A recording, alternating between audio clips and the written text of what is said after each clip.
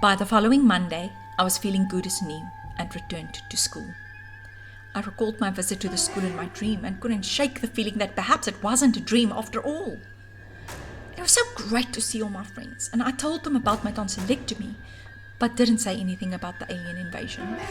At break time, I saw a stray cat, exactly like the one in my so-called dream. I turned pale, and my friend asked if I was feeling okay. I couldn't hold it in any longer and started telling her the story. She just sat there, and it was clear she didn't believe it to be the truth. She didn't even have to say it. I could see it on her face. During the second break, we played soccer on the field, and I showed her the tree where I rested in my parent dream. There was a wrapper from those sour sweets I liked, but she said it was just a coincidence.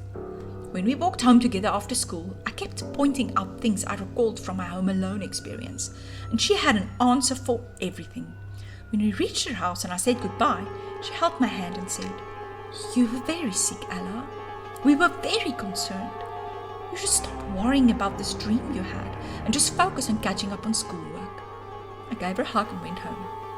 I had so much work to catch up on that I didn't have time to think about my possible alternate reality. And it was only at supper time when I heard the news on the radio that I couldn't help doubting myself again. The scientist who invented the AI device was found dead in his hotel room.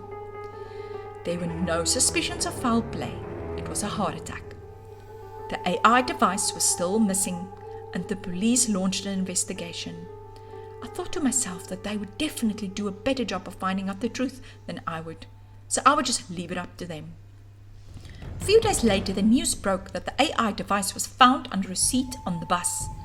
At first, they thought it was a bomb in a suitcase, but the bomb squad retrieved it and said it looked like a giant Wi-Fi router. I was speechless. This was exactly what it looked like in my dream. My folks had nothing to say to this and agreed that that was a huge coincidence. The device wasn't turned on, and there was no reason to believe that it was ever used.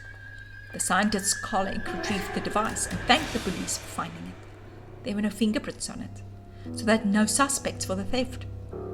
The colleague was grateful to receive it and confirmed that he would devote his life to continuing his partner's work in the AI field. And so my story came to an end.